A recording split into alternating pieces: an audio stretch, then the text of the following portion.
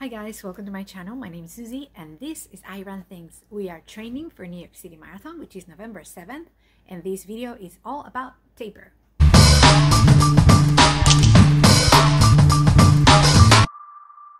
Hi guys, welcome to my channel. This video was supposed to have gone out on Saturday, but it just didn't make it out there. I had a lot of technical difficulties. So, intro video. Okay, we're gonna take the time to appreciate all the work this neighbor of mine is putting on setting up the skeleton in a different position every morning. So how cool is this? I mean, it's like in is it Hamlet? I should know this because I am an English major. Yes, it's Hamlet. Yes, to be or not to be. That is the question. So to taper or not to taper? That is the question. No, that's not the question. You should always taper. But I am officially in taper, and I wanted to chat with you about what makes the Hansons marathon training taper different, because it truly is different to any other tapers I've done in the past.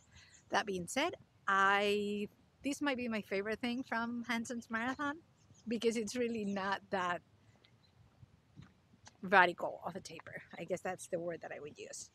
So it's not like in other plans, you drop down mileage like 3 weeks before and you go crazy.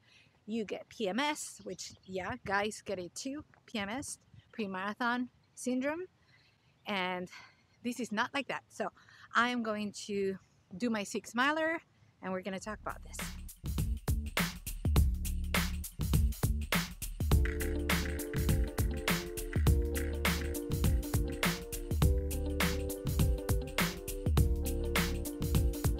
You might see a washed up figure, you might see a shell of a man, but if you listen closely, you'll learn this was never my plan. For years I fought corruption, the wicked, the wrathful, the wrong. Just kept doing it by myself, hoping others would come along. I lost interest, I lost heart, I was the only one doing my part. Bad guy brawls and scaling walls, put an end to those late night calls. Crime out there, I just don't care. Evil lurking everywhere. I don't fly, I'm just a regular guy. I'm a lonely Japanese superhero. Crime out there, I just don't care. Evil lurking everywhere. I gave up the fight, I walk alone in the night. I'm a lonely Japanese superhero. You don't know wrong from right. You can't tell dark from light. At a very young age I had some skills that no one had ever seen. Not the stuff you see in action films or in fantasy magazines. I'd have strange premonitions where things didn't seem quite right. Dangerous situations would trigger a warning light. Blessed with speed, born with brawn, all these talents made me withdrawn. Spending my prime, taking on crime, isolated all the time. Crime out there, I just don't care. Evil lurking everywhere. I don't fly, I'm just a regular guy. I'm a lonely Japanese superhero. Crime out there, I just don't care. Evil lurking everywhere. I gave up the fight, I walk alone in the night. I'm a lonely Japanese superhero. You don't know wrong from right. You can't tell dark from light.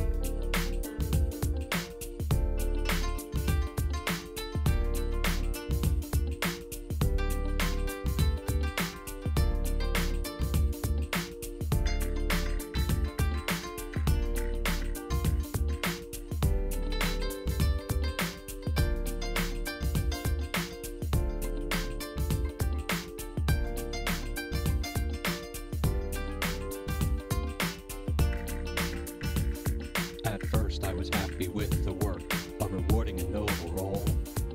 But over the years I found no peers, not a single other soul.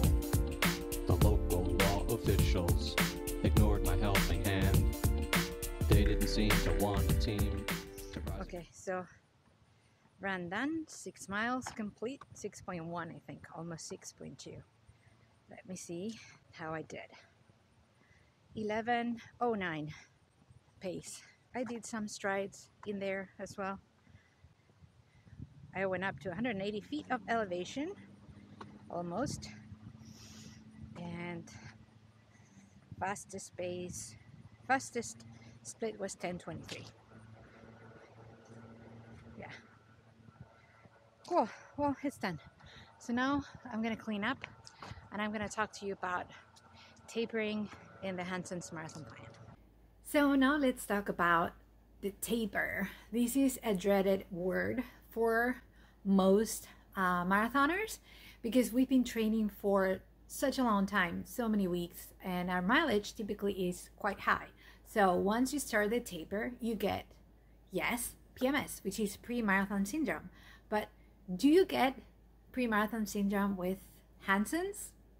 I don't think so, because today is Monday and I am actually not feeling as tired and as antsy as I felt with other training plans that I have followed, just because the Hansons marathon plan really does not have a taper per se. So I am going to go over some key points that make the Hansons marathon program different to others. Let's dig right in.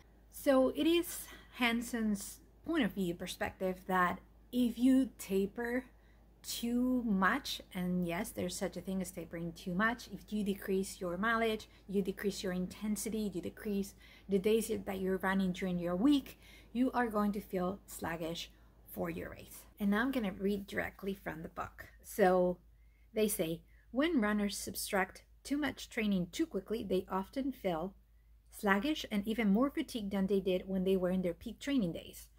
I have experienced feeling sluggish with other training plans. I don't with Hansons. Even though I am still tired, that feeling of being tired is not as strong as it was my first day of taper, which was technically Friday. So they also mentioned a proper taper leads you to arrive to the start line not fatigued at all. And if you decrease mileage and intensity too much, you might feel tired at that start line. They also explain that one of your key workouts during training takes about 10 days to show any physiological improvements. So the last important workout that you do is the tempo at marathon pace on Thursday, and then that is 10 days before your race day.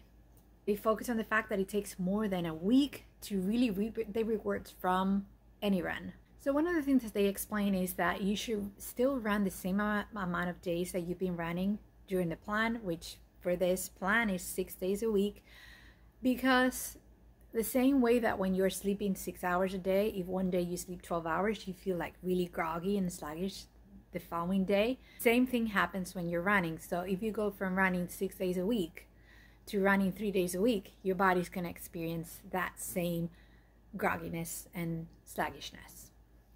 One of the things that's key for Hansons marathon program is the concept of cumulative fatigue. So because you're so tired during your training, what happens to your body is those good hormones and enzymes just get really suppressed, and when you start the taper, your body starts building back and getting stronger. All those good functions of your body start just getting better. Another thing that is key to a good taper is that your taper can lead to gains during your marathon of 3%. Now you go and buy shoes for like a 4%. So why not taper in the right way so that you can get that 3% gain? Hey, I'll take that. Okay, now we are going to talk about the last week before New York City Marathon. So today's Monday. And this very morning, I woke up at 6:30 and I put 5 miles on my treadmill on Swift. Tomorrow I have another 5 miles. Wednesday, I'm supposed to be off. Thursday, I have 6 miles. Friday, I have another 5 miles. And then Saturday, the day before the marathon, I have 3 miles. Now, I am going to move everything back up a day just because I am not going to be, and I'm looking at the chart, that's why I'm looking down. I'm not going to be able to run on Saturday because it's just a hectic day. I have to travel to New York City. So I'm going to move everything up. Tuesday, I'm going to put 5 miles. Wednesday, instead of being off, I'm going to do 6 miles. And then the workout for Friday, I'll do Thursday. The workout for Saturday, the 3 miles, I'll do Friday. So Saturday, I'm going to be moving around a lot.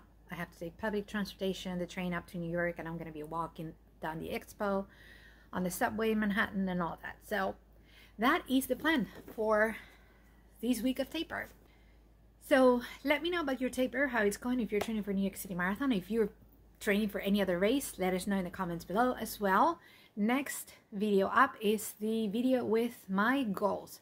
In the link below, in the info bar below, you will find out my bib number and a link to the app for the New York Runner so that you can follow me any minute of my New York City Marathon. So yeah, I encourage you to go down there and just download the app into your phone. And if you want to follow me, just punch in the bib number and follow me. And with this, you guys, I'm getting super excited. I'm like getting antsy just thinking about it. And I've been visualizing the finish line and I cry every time that I visualize it. So I don't know what I'm going to do the day of the marathon, you guys. It's going to be pretty overwhelming. Hopefully not too overwhelming. But yeah, give this video a huge thumbs up. Share with your friends. Don't forget to subscribe on the way out. And run fearlessly, guys.